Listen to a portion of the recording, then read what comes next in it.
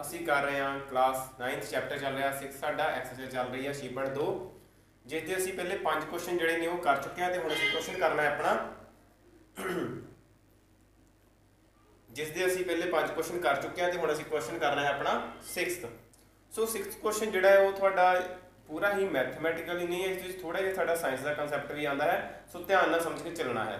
Question easy ਹੈ, ਬਸ ਥੋੜਾ ਜਿਹਾ ਕਨਸੈਪਟ ਨੂੰ ਸਮਝਣਾ ਹੈ। ਸੋ ਦਿੱਤਾ ਹੈ ਤੁਹਾਡੇ ਕੋਲ ਦੇਖੋ कि दो रेखावां पी क्यू दी हुई है, एक दी हुई है आर एस। सो देखो इस असी लाइन्स जड़ियाँ कि लगाई हुई उपर इस तरह टेढ़ियां रेखावां जड़ियां लगियां हुई हैं जो ये दसदियां हैं जां तुहानूं स्टेटमेंट भी लिखा हुआ कि दोवें साडे कोल एक दर्पण हैं, मिरर हैं, पी क्यू और आर एस दो दर्पण हैं। दर्पण का मतलब शीशे हैं साडे कोल। इसलिए पी क्यू समांतर दिता है आर एस के। हुण इस एक ए बी रेखा है, देखो ए बी, इसनूं आपातीकरण किया गया इंसीडेंट रे ते नाल दी नाल बी सी जिहड़ी है साडे कोल एक परिवर्तित किरण जिहड़ी रिफ्लैक्टेड रे साडे कोल दित्ती हुई है।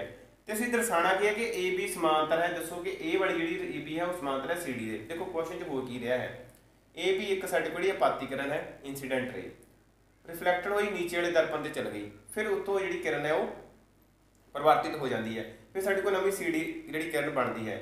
हुण ये दो दसणियां किरणां सी कि दोवें जिहड़ियां ने वो समांतर हन जां नहीं हन। तो सब तो पहला असीं इंसीडेंट रे आपातीकरण या परिवर्तित किरण रिफ्लैक्टेड किरण का जिहड़ा कंसैप्ट है थोड़ा जिहा क्लीयर कर लैंदे हां। सो साइंस दे विच तुहाडे कोल 9th विच आई थिंक मैनूं लगदा कि टॉपिक आंदा तुहाडे कोल, चैप्टर का नाम होएगा प्रकाश का परिवर्तन, प्रकाश का अपवर्तन। ठीक है। सो इस तरह साडे कोल एक शीशा है, मान लो कि दर्पण है। सो एक रे जिहड़ी आंदी है इस तरह, सो स्टार्टिंग में जिहड़ी किरण आउंदी है साडे कोल, ये किरण इस दिशा वाल जाती है तो इत्थों जिहड़ी परिवर्तित इस दिशा वाल जिहड़ी कि हो जाती है। सो ये जिहड़ी किरण है ये साडे कोल कहलावेगी आपातीकरण, ये साडे कोल होएगी परिवर्तित। परिवर्तित क्यों? क्योंकि जदों ये आई है आ किरण एक साइड तो लाइट पई है और जदों लाइट शीशे ते पई तो दूसरी दिशा दे वाल लाइट मुड़ जाती है, परिवर्तित हो गई, परिवर्तन हो गया ना उहदे च, सो परिवर्तित हो गई। सो परिवर्तित कित्थों होंदी है? एक पॉइंट है साडे कोल। ठीक है। इत्थे साडे कोल एक पॉइंट आंदा है, कंसैप्ट जिहड़ा हुंदा साडे कोल अभिलंब, जिसनूं असीं अभिलंब बोलदे हां। की बोलदे हां? असीं अभिलंब बोल दिंदे हां।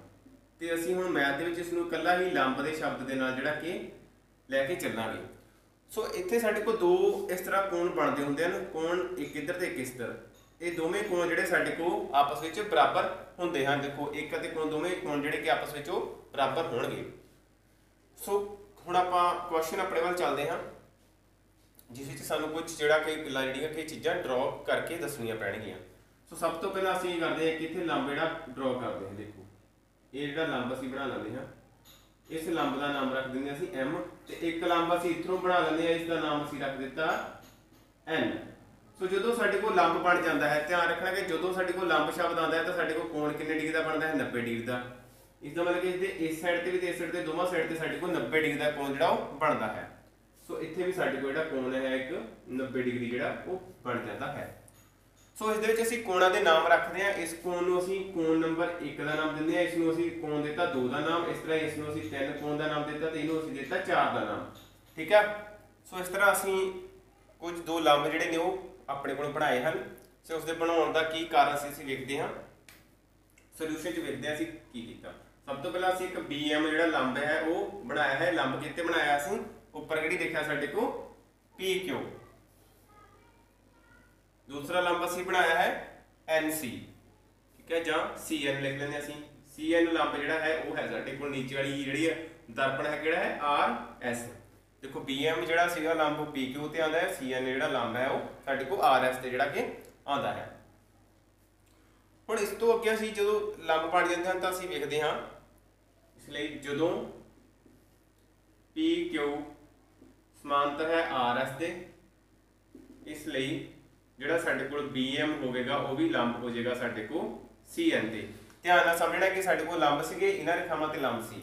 किस तरह होया? साडे कोल एक रेखावां तो उपर है, साडे कोल एक लंब साडे कोल इधर है, दूसरा लंब साडे कोल इस साइड ते है, सॉरी नीचे तो इधर है।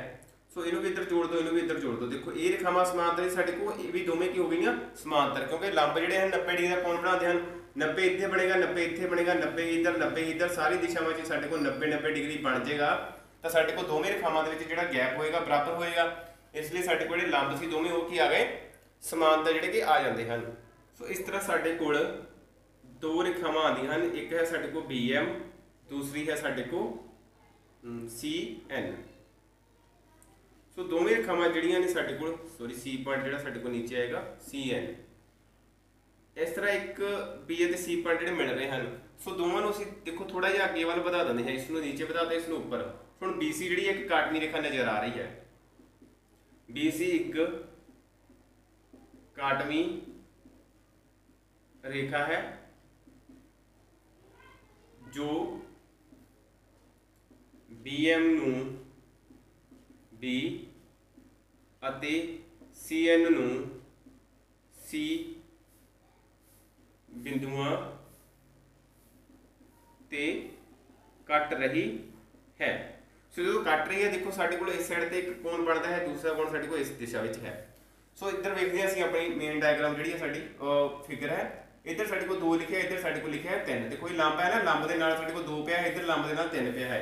ये मतलब आ कोण 2 है, ये कोण साडे कोल 3 है, इसलिए कोण 2 बराबर होवेगा कोण 3 दे।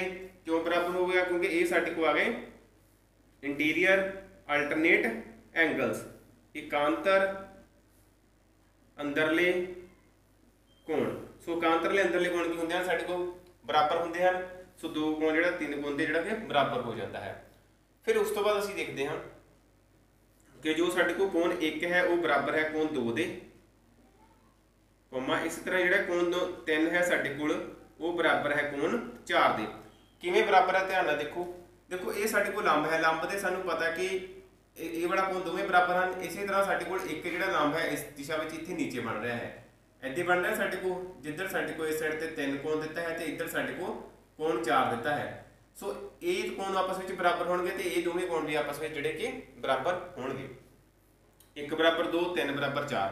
सो देखो इत्थे ध्यान नाल लिखदे हैं, एक कोण बराबर है 2 दे, 2 कोण किहदे बराबर है 3 दे, बराबर 3 कोण किहदे बराबर है 4 दे। सो चारे कोण जिहड़े साडे कोल आपस में एक दूसरे जिहड़े कि बराबर हो जाते हैं। सो इसलिए साडे कोल आएगा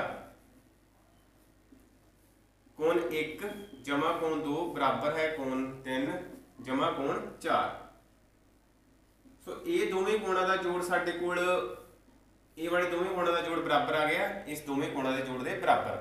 सो किस तरह आता है ध्यान नाल देखो, साडे कोल एक जिहड़ी किरण सी इस तरह बन रही है, आ वाली ए जिहड़ी है साडे कोल इत्थे असीं लिखदे हां ए, दूसरी साडे कोल इस तरह सी इधर सी साडे कोल पॉइंट C ते इधर साडे कोल D ते ए सी साडे कोल B। क्लीयर होया कंसैप्ट? इत्थे देखो साडे कोल बनदा है C। क्लीयर होया? हुण इस दिशा में साडे कोल 2 कोण आते हैं 3 और 4, इत्थे साडे कोल कोण आते हैं 1 और 2, दोवां नूं जोड़ो 3 ते 4 नूं जोड़ो, दोवें बराबर नज़र आ रहे हैं। हुण देखो साडे कोल समांतर रेखावां, इन्हां रेखावां नूं थोड़ा जिहा बढ़ाओ, देखो साडे कोल जिहड़ियां 2 रेखावां ने वो समांतर नज़र आ रही हैं। किहड़ियां-किहड़ियां नज़र आ रही हैं?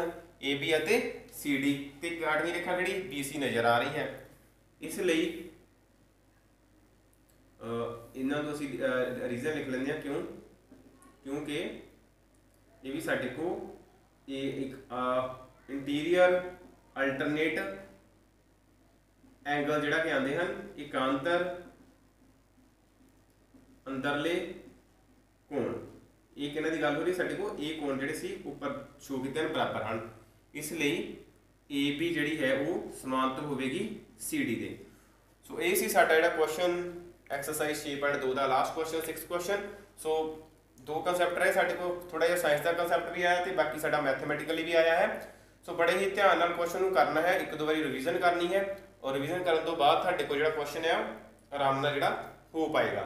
सो इस दे गल्लां किहड़ियां ध्यान च रखणियां हन, आपातीकरण परिवर्तितकरण ये जो कोण जिहड़े लंब दे नाल बनदे हन साडे को बराबर हुंदे हन।